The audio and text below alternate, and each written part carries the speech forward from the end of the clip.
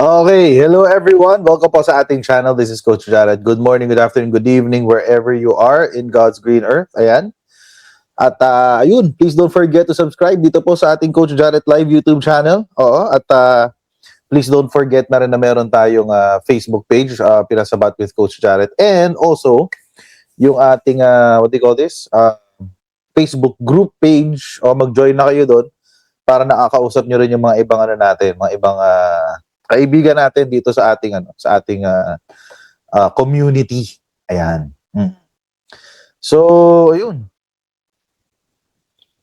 Kamusta kayong lahat, guys? Oo. Lunes ngayon. Today is a Monday. At as usual, marami na namang ganap. Oo. Oo, lalo-lalo na sa bagong teleserye natin sa hapon, sa drama-rama sa hapon. Oo, na Senate. Yung Senado, mga kababayan, no? Yan na yung ating bagong drama-rama sa hapon, mga kababayan. Okay. Pero bago natin puntahan yan, as usual, mag-shoutout muna tayo, guys. Ha? Sana ba? Sana ba yung ating controls? Ayan. Okay. Shoutout muna tayo, syempre. Slow mode. There you go. Okay. Yan. Okay.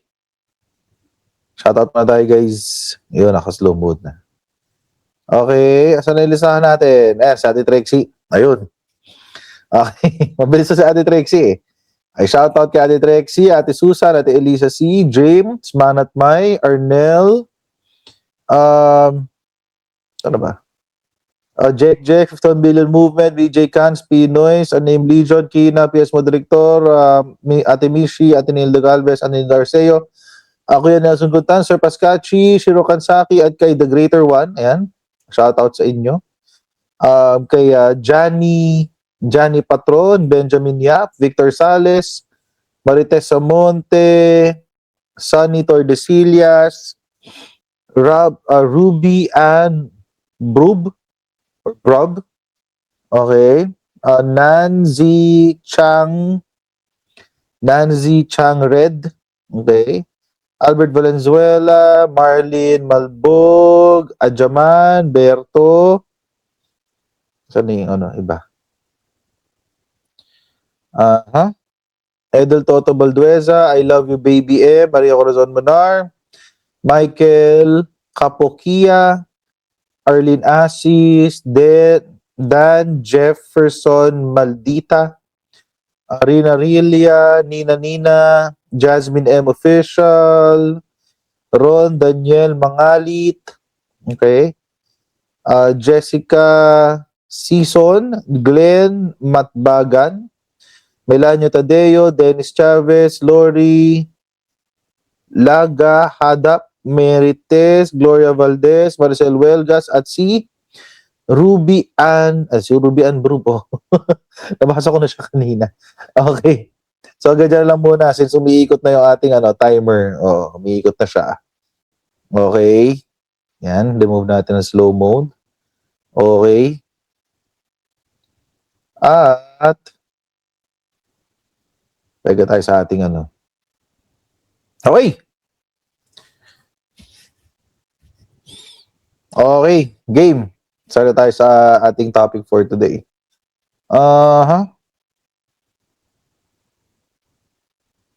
Actually, apat ang topic natin, mga kababayan. Pero again, divided into 2 links. Oo.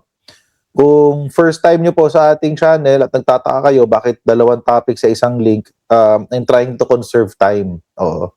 Ayoko kasi palipat-lipat ng napakaraming link. So, ang ginagawa ko, 2 topic per link and then isi-split ko siya pagkatapos. Kasi mas mabilis para sa akin ganun.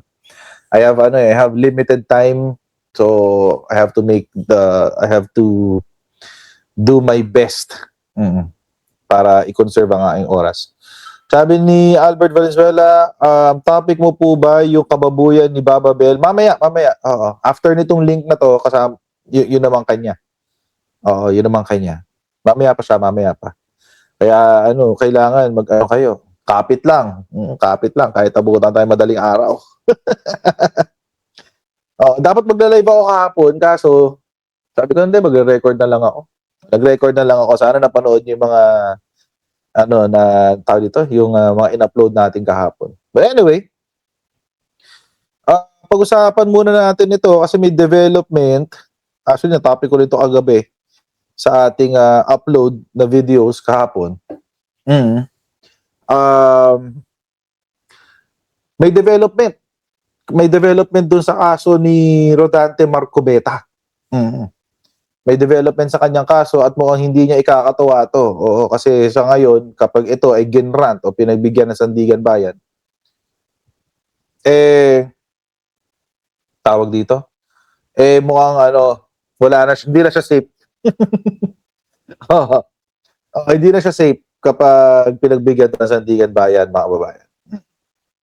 At ano bang nangyari? Ito kasi, papakita ko sa inyo, guys. Wait, ayan. Yan yung nangyari, guys. Uy, ba't ang liit? Ayan natin. Yun. Okay. Ayan natin. Yan, para mas kita nyo. Okay. So, ayan po ang nangyari. Ito pong update for today's video, guys. Si Ombudsman, mukhang tututok kay Rodante Marcoleta. At siya ay hiningian na ng hold departure order. Hindi lang si Marcoleta. Kasama yung kanyang mga friends. One of which is si Mike Defensor.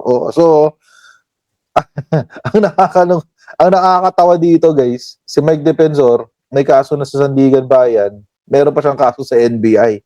Ang tawag dyan, sandwich. Sinandwich siya, mga kababayan. Kaya hindi happy ito si Rodante Marcoleta. Ito yung copy nung kanyang ng application or ng petition ng Ombudsman for a provisional hold departure order. Or wait, ito yata yung sa kaso.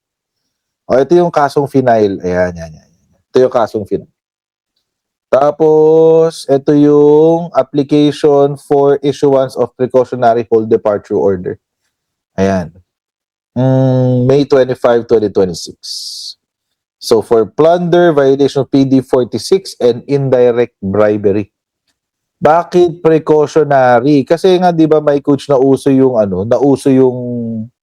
kapag kinasuhan ng isang makapangyarihang individual, halimbawa, Arnie Tebes, Harry Roque, Zaldico, nag-aalisa ng Pilipinas. Kapag nabanggit ka ng mga pangalan sa hearing, sila ay nagpupulasan, umaalis ng Pilipinas, nagtatago sa ibang bansa at humihingi ng asylum. So, para pigilan yung kanilang pag-alis, at least, kung hindi man mapigilan, medyo naman pahirapan ng konti. Diba? Medyo pahirapan ng konti yung kanilang pag-alis sa Pilipinas, ayan ang nangyayari. Humihingi ng precautionary hold departure order. So, hopefully, mapagbigyan yan, mga babayan. Hopefully, we don't know kung pagbibigyan nga ba ito, pero sana mapagbigyan. So, nangyari, mga babayan, ito nga, wait lang, kaya natin to. Masyado maliit. Yan. Ayan pa natin. Yun. Okay. Sabi, the Office of the Ombudsman has asked the Sandigan Bayan to issue a precautionary hold departure order related to yung 75 million campaign donations na kanyang natanggap noong 2025. Ayan. So, alam naman natin, mga babayan, kung babalikan natin ang history, magbabacktrack tayo ng konti. Ang nangyari kasi dito, di ba nga, etong si Rodante Marcoleta, merong 52 million na isinulat sa kanyang salin. So, nung sumulat siya sa kanyang salin, ito lang daw ang total niya na assets, 52 million. Pero, sa kanyang SOSE, or Statement of Contributions and Expenditures ng election, ang sabi, etong si Rodante Marcoleta ay merong ginastos na aabot ng 100 something million pesos. Oo. At kabilang doon sa 100 million pesos na yon ay meron dong zero contributions, guys. Zero contributions.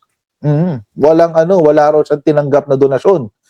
Oo, nung siya ay tumakbo sa pagkasenador.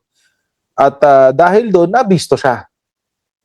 Maraming question, ang yabang. Ang yabang ni Rodante Marcoleta, di ba? Nung siya ay kinwestiyon, ang ginawa niya, naglabas siya ng ganitong statement. Ay paano nagkaroon ng expenditure na ganito kataas, ngayon ang kanyang asset ay mas maliit? Sen, paano bang nangyari? Siguro sagutin na lang natin. Ano? So paano mangyayari ka na napakalaki ng ginastos niya, wala naman siyang contribution na nakalagay. Yes, ako. So contribution, sabi niya zero. Okay. Ngayon, kung pagbabasihan yung salin niya, ganito lang karami, sobra-sobra yung contribution. Yung expenditure. Di ba? Hindi, wala siyang expenditure niya, 100 something million, 112. Samantalang ang ano niya, nasa 52M. Yes. Di ba? Baka naman ipapaliwanag yun. Dokumento yan, Sen. Ganito yan, napakasimple lang ng paliwanag dyan eh. Nakalimutan po nila na napakarami kong kaibigan. Okay. Ang marami po sa inyo ay kaibigan. nasa harap ko ngayon. Nelson, alam mo, mga kaibigan ko, nagbigay sa akin talaga. Alam mo, pakiusap lang nila. Isa lang. Tanggapin mo ang tulong namin sa'yo. Okay. Congressman ako noon eh, Kong. Kami po ay naniniwala na karapat dapat kang makarating sa Senado. Tanggapin mo ang halagang ito. Marami sila. Isa lang ang kanilang pakiusap sa Ano po akin. yun? Sana huwag muna kaming si-disclose ang identity. Sa napakaraming mga reasons. Maaaring halimbawa, yung kumpanya niya ay baka makita ng administrasyon. Tinulungan mo siya, baka ipitin. Which is justifiable kasi si Mike Defensor pala ay may mga mining contracts.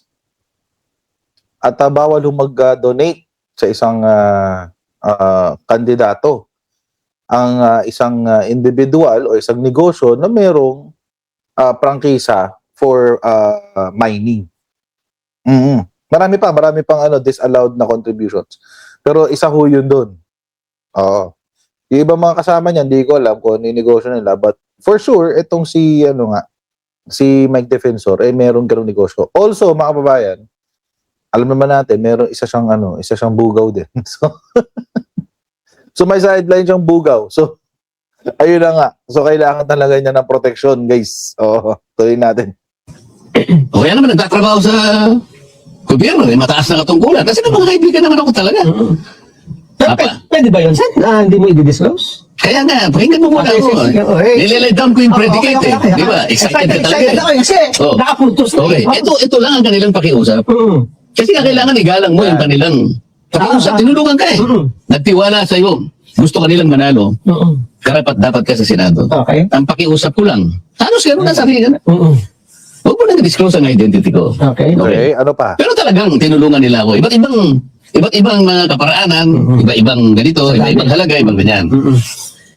Ngayon, kapag ka naglagay ako ng figure sa contribution, napipilitan akong mag-disclose ng pangalan nila. Alam mo kung bakit? Merong kaakibat na kung tawagin ay deed of acceptance of donation. Alam mo, binigyan mo ko ng ganitong halaga. Isa ka doon sa kaibigan ko. Mapipilitan ako doon sa punto na yon. Ilalagay ko yung pangalan mo kasi nandun ka eh. O edi ngayon nilabag ko yung kaisa-isang kahilingan mo sa akin. Tama? Oo. Okay.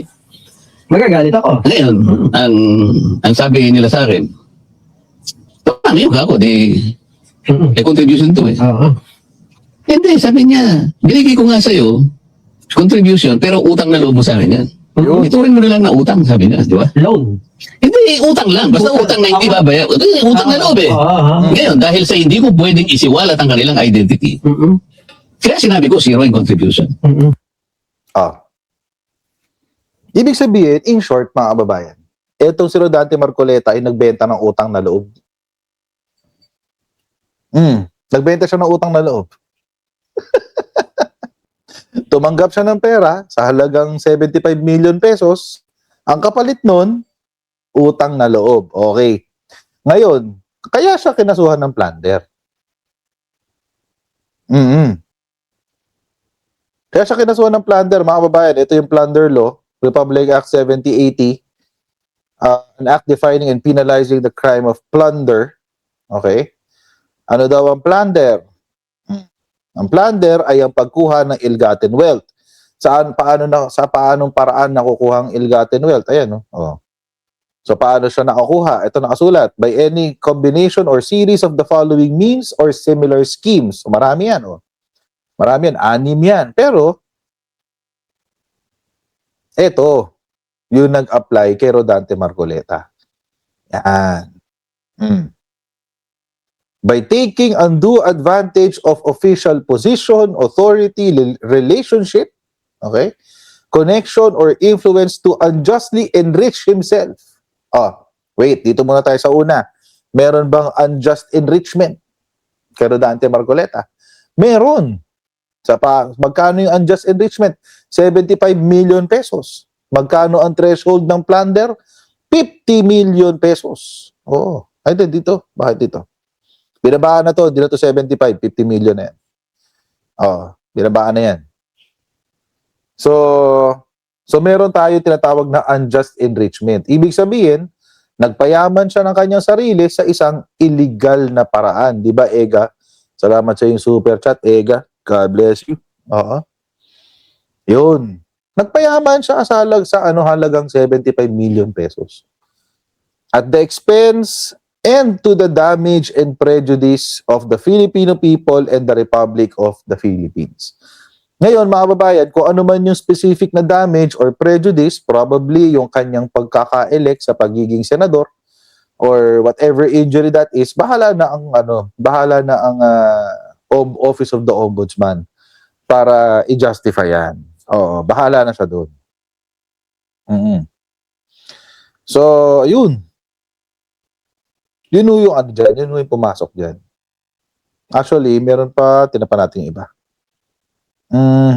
Ay, ito pa. Ayan, by receiving directly or indirectly any commission, gift, share, percentage, kickbacks, or any form of pecuniary benefit from any person and or entity in connection with any government contract or project or by reason of the office or position of the public officer concerned. So, eto, tumanggap ba siya ng pera, ng gift? Tumanggap ba siya ng gift? Oo. Tumanggap siya ng 75 million pesos. Tapos, ito ba ay dahil sa kanyang posisyon bilang public officer? Yes. Congressman siya nung panahon na yun. At tumatakbo siyang senador. It is his own confession. Sinabi niya, naniniwala kami na dapat ikaw ay maging senador. Kaya ito, ang 75 million pesos. Huwag mo nang ibalik sa amin yan. Hindi yan utang. Donation na namin yan. Tratuhin mo na lang na yan na utang na loob. Di ba? Siya na mismo umamin. So, dahil doon sa kanyang video, sinabi ng court ng Office of the Ombudsman, baka naman deserve. Baka naman deserve mo na makakasuhan ng plunder. Oo. Hindi lang yan, marami pa siyang kinakaso sa kanya. Ano ba yung may ibang kaso niya? Violation ng PD 46. Tingnan natin nga yung PD 46. Ano ba yung PD 46?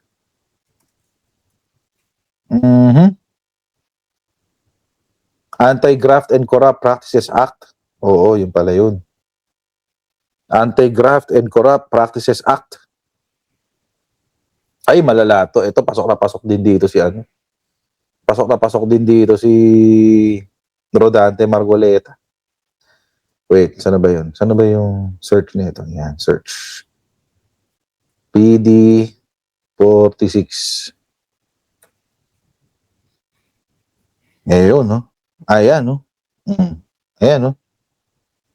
Ayan, no? PD 46. So, prohibits, ayan, an act making it punishable for public officials and employees to receive. Ayan, to receive and for private persons to give gifts on any occasion including Christmas. Presidential decree to. So, ibig sabihin, si Apo Lakay ang sumulat nitong batas na to, guys. Imprisonment of not less than 1 year, okay? Kapag ang isang individual ay, sana? Ito. For any public official, whether of the national or local governments, to receive directly or indirectly, and for private persons to give or offer to give any gift, present, or other valuable thing on any occasion, including Christmas, when such gift, present, or other valuable thing is given by reason of his official position. Ayan, no? Regardless of whether or not the same is for past favors or the giver of hopes or expects to receive favor or better treatment in the future from the public official or employee concerned in the discharge of his official functions. Ito mga kababayan, ito. To receive a favor or better treatment in the future from the public official or employee concerned in the discharge of his official functions. In short, sa Tagalog, utang na loob. Ito yun, no? Itong buong sentence na to, kapag sinamarize mo ito sa Tagalog, ibig sabihin lang yan, utang na loob. O kung ano man mismo yung sinabi ni Rodante Marcoleta. Kung ano mismo yung sinabi ni Rodante Marcoleta. Pwedeng isiwalat ang kanilang identity. Kaya sinabi ko, zero in contribution. Na mapipilitan ako ngayon na gawing zero yun. Dahil kapag hindi ko nilagay, kapag nilagyan ko ng amount yun, i-disclose ko ang inyong identity. Ngayon, hindi naman po pwedeng hindi ko gastahin yung binigay nyo sa akin. Kasi yung iba nagkakagastahin. Kasi na utang na loob. Mapipilitan ko isa-isa kayong mapipilitan ko isa dahil kapag hindi ko nilagay, kapag nilagyan ko ng amount yun, mapipilitan ko Balikan natin yung sinabi niyang utang na loob. Kasi importante yun eh.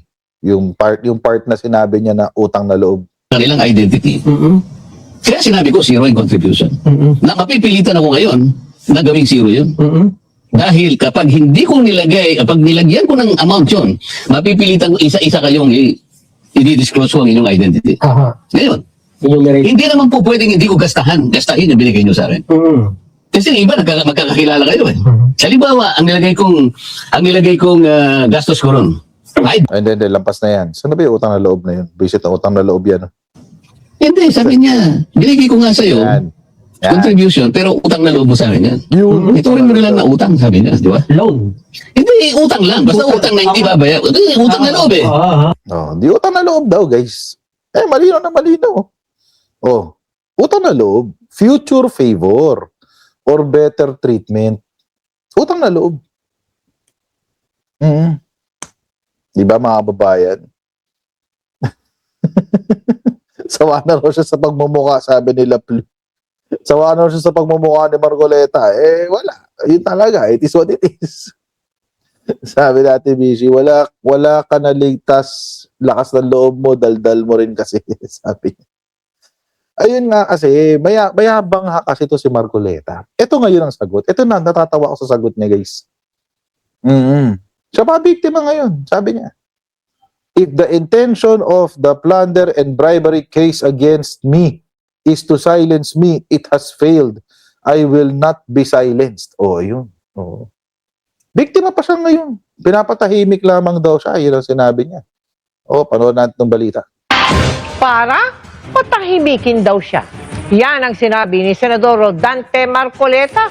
Kaya daw sinampahan siya ng reklamong plunder dahil sa pagtanggap niya umano ng 75 million pesos mula sa 3 individual noong panahong kongresista pa siya. Sabi ni Marcoleta, sasagutin niya ang akusasyon sa tamang forum. Nakatutok si Sandra Aguinaldo.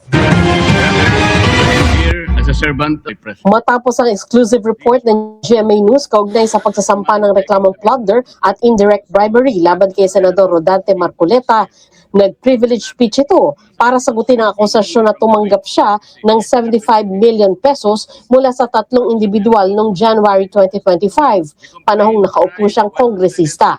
Sabi ni Marcoleta, ang investigasyon ng ombudsman ay paraan para patahimikin siya tungkol sa anomalya sa flood control at dahil sa nalalapit na impeachment trial ni Vice President Sara Duterte. Si Marcoleta ay kilalang kaalyado ng bise. Just last week, I was stunned with the shadow of a complaint filed by the Field Investigation Bureau, Office of the Deputy Ombudsman for Luzon. The trump-up charges filed against me and some of my friends are not merely legal accusations. Some of my They form friends. part of a deeper and more nefarious design to intimidate independent voices, to punish dissent, and to warn every senator that the price of asking hard questions could lead to personal damnation.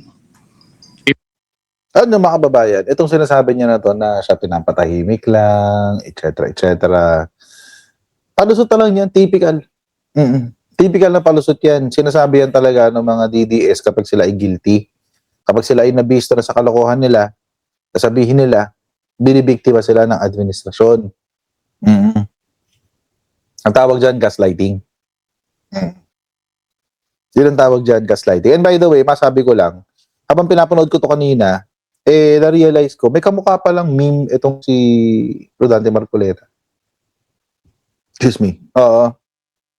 May kamukha siyang meme. Ngayon ko lang na-realize. Kilala niyo si Pepe the Frog? Kilala niyo si Pepe the Frog?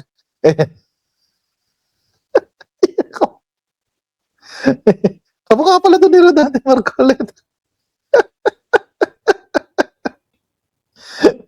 Napansin ko kasi kanina habang nagsasalita siya. Ayan, tignan niyo. Ayan. O, pak. O, pak. Pak. Pak. Si Pepe the Frog. Pak. Pak. Pak. Alala. Napansin ko lang kasi.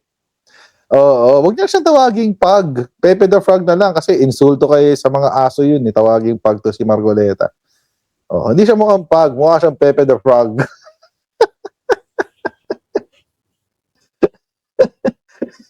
Oo. Huwag na siyang tawaging bulldog. Insulto sa mga aso yan. Oo, love na love ko mga bulldog. Hindi siya bulldog. Pepe the Frog na lang siya.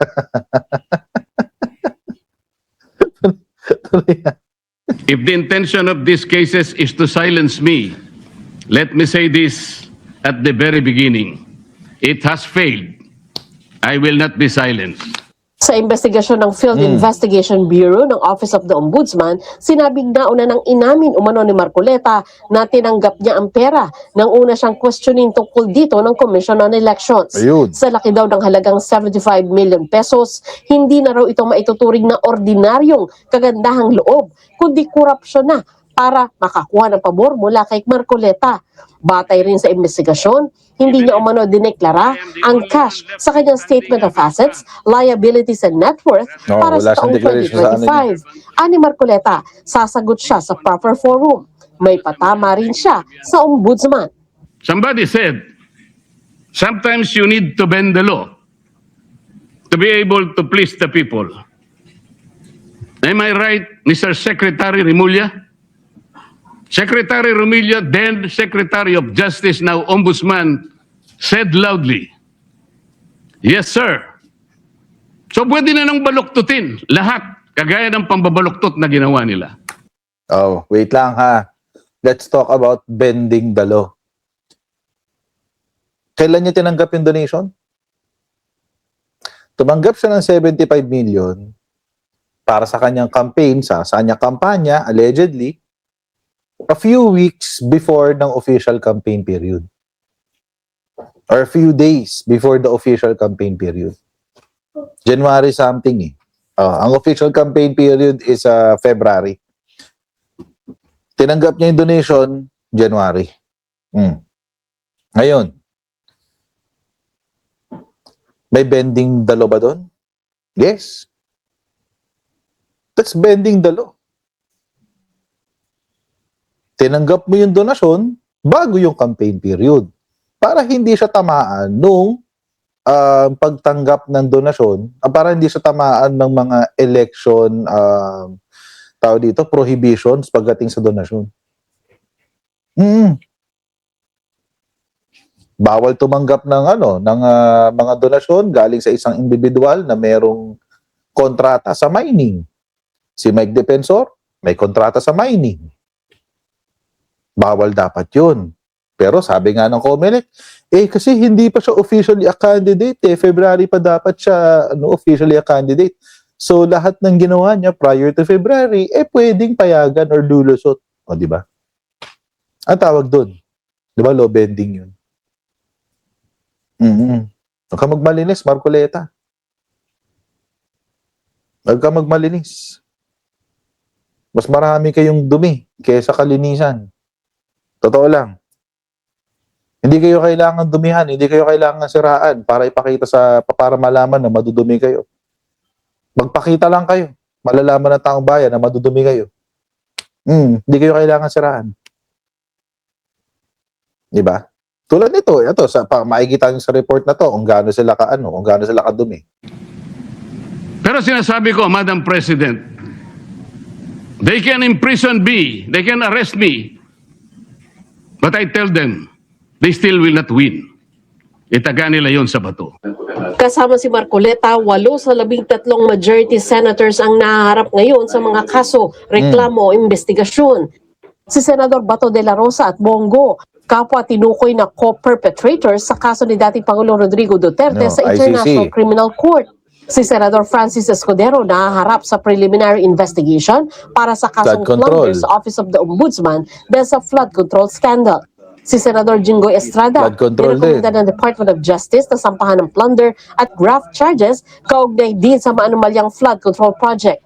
Nire-review naman ng Sandigan Bayan ang rekomendasyon ng DOJ na sampahan ng kasong katiwalian si Senador Joel Villanueva kaugnay pa rin sa flood control mess. Flood control din. Ang magkapatid na sina Senador Mark at Camille Villar Insider kasama trading, naman market sa manipulation. iniimbestigahan ng SEC. Department of Justice kaugnay sa umunoy market manipulation, insider trading at iba pa dahil sa ilang negosyo ng kanilang pamilya.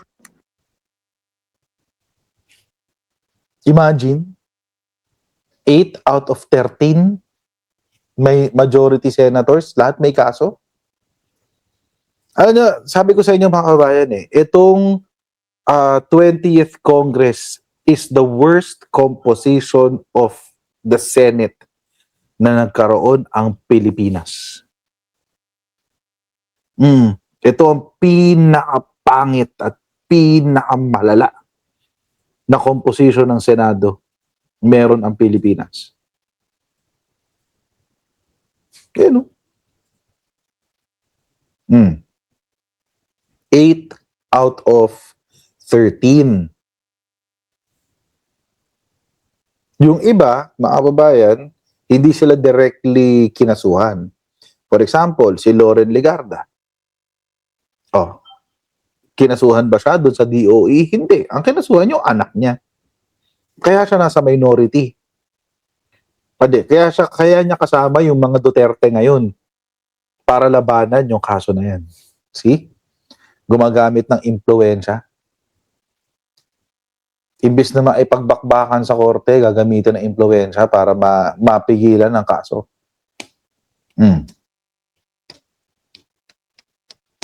So, 9 na agad. Kasama yung kay Loren. Tapos si Robin Padilla, pwedeng makasuhan doon sa aiding and abetting. Alan Peter Cayetano, pwedeng makasuhan sa aiding and abetting. O ilan agad yun? 11. 11.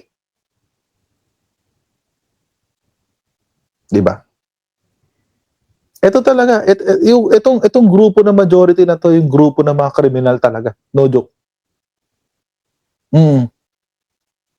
No joke. Ito pang malala. Itong pinakamalala, mga babae. Si Cheese, flood control. Jinggoy, flood control. Joel, flood control. Mark Villar, flood control. Yan nyo, ha? Flood control. flood control, flood control, flood control, flood control. O sila. Sila ang members ng Blue Ribbon Committee ngayon. Graft and corruption, plunder. See? Graft and corruption. Ito, ulitin, papakita ko sa inyo ha. Members ng Blue Ribbon Committee na bago. Graft and corruption and plunder. Graft and corruption and plunder. Oh, graft and corruption and plunder. Accessory, aiding and abetting, obstruction of justice. Oh, graft and corruption and plunder.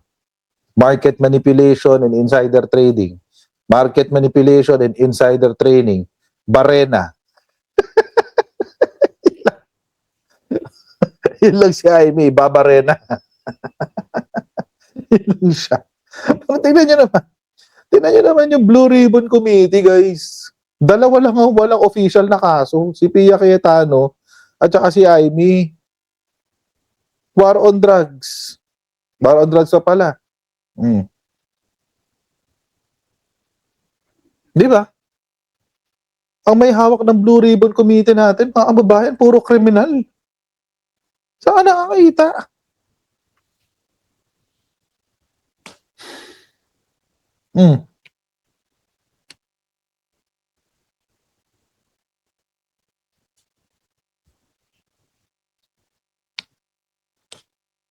Nakakadiri. Sabi ko sa inyo mga kababayan, this is the worst composition of a Senate that we have right now. Ito ang pinakamalala, ito ang pinakapangit sa lahat ng komposisyon ng Senado.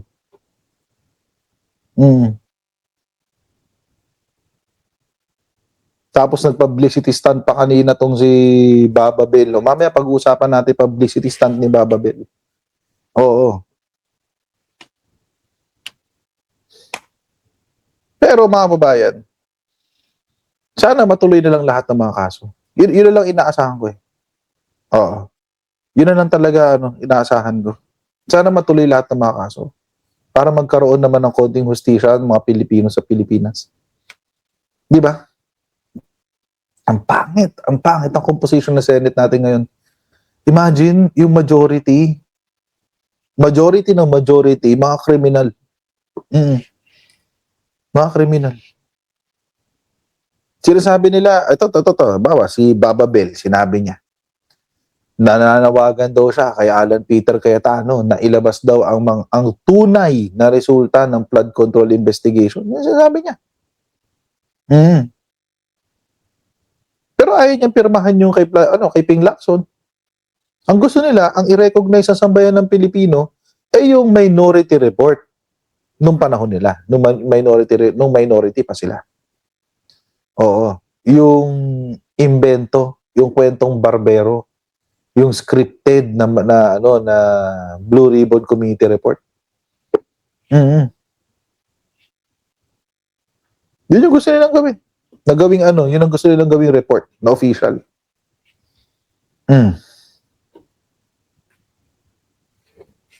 Diba? Wala talaga hustisya eh. Walang hustisya, guys. Oo, mga kautsero, wala talaga hustisya. Kaya ako, naniniwala ako talaga na kailangan ng kailangan talaga ng i-abolish ang Senate. Wala nang kredibilidad ng Senado. Wala nang kredibilidad ng Senado. Buti sana ko, ito yung panahon nila MDS, di ba?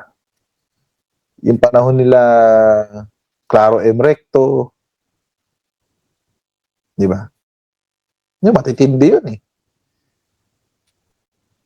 Pero ngayon, walang kwenta. Walang kwenta. Dati, kanina pinag-usapan namin ng misis ko. Dati, kapag pinag-usapan mo yung Senate, labanan talaga ng utak. Dati, di ba? Ganun eh. Labanan talaga ng utak, patalinuhan ang labanan nung panahon nila MDS, Enrile, di ba? Noon ganun eh. Pag tatanga-tanga ka, wala, iwanan ka sa air. Oo, pagtatawanan ka na sa bayan ng Pilipino noon. Pero ngayon, wala. Imagine. Ngayon, kung sinong pinakamagaling na artista. O, tingnan nyo. Ayan, si Jovito Salonga, isa pa yan. O, mga mahuhusay na senador. Ngayon, tingnan nyo, sinong laman ng Senado?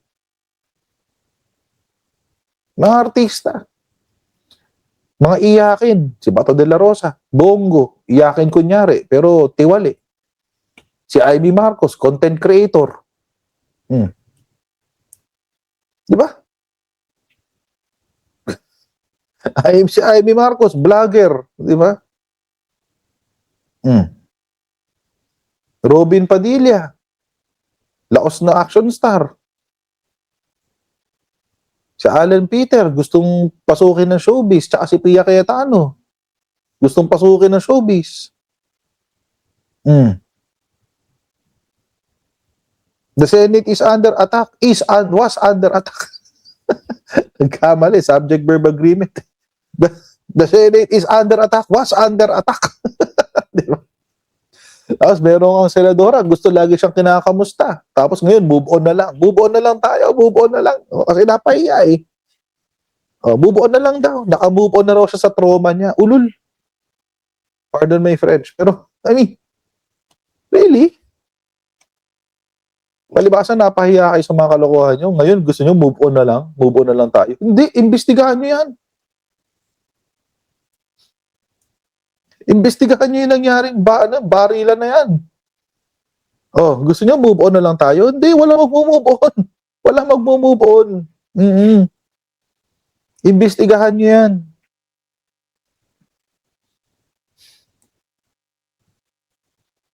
Ang baboy. Ang baboy ng Senado. So, noon, wala eh. Wala noon talaga. Pataliduhan talaga. Utaan na banan talaga noong panahon na yun. Ngayon, wala. Ngayon, wala. Patapon. Patapon talaga. Patapon talaga. Kaya ako, kahit sinasabi ng mga senador na ayaw nila sa Constitutional Assembly, ako gusto ko yan eh.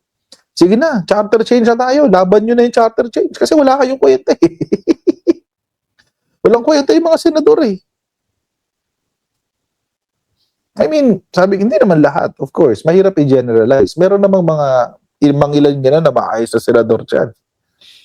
Diba? Most of them are in the minority. Pero, wala eh. Na-overpower sila ng ng mga walang kwenta. Diba? Malala. Ang lala. Ang lala.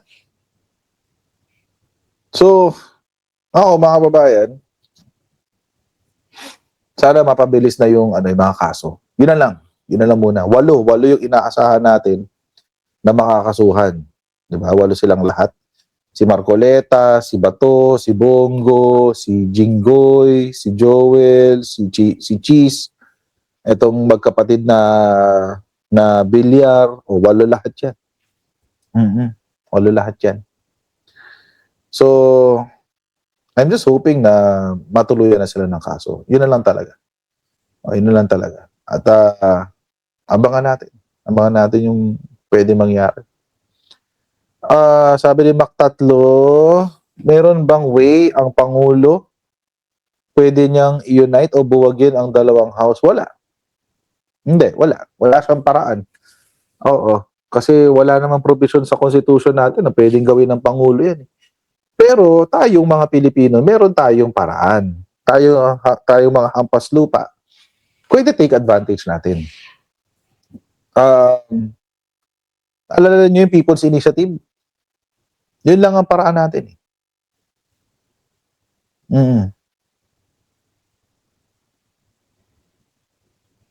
Diba? Yun lang naman eh. Yun lang ang meron tayo, People's Initiative. So, pwedeng i-revise or pwedeng amyendahan ang trabaho ng Senado. Pwedeng amyendahan kung sino sila. Pwedeng amyendahan ang Legislative Department from unicameral from bicameral to unicameral. Ganun. Hmm. Pwede rin. Mag People's Initiative. Kaya nga noon ko pa sinasabi yan. Sabi ko, nung panahon na inumpisahan yung People's Initiative, noong 2023, hindi pa masyadong open ang mga tao dyan. Mali yung timing. Pero ngayon, open na ang mga tao dyan sa People's Initiative. Alam niyo kung bakit? Kasi majority ng Pilipino ayaw din ng Sara Duterte presidency.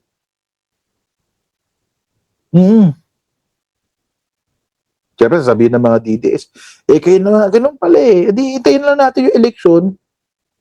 Why risk it? Diba? Ba't may susugal? Susugal ko yung kinabukasan ng anak ko?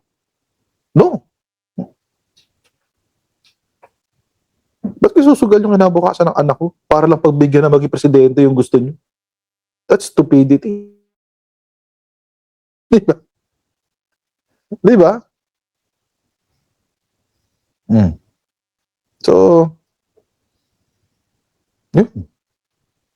Kung ako tatanong ngayon nila umpisahan yung People's Initiative, sabi ko sa inyo mauuna pa ako sa pila, unahan tayong lahat. Unahan tayo sa pila, talaga, no joke, pag nag-umpisa yung People's Initiative na yan.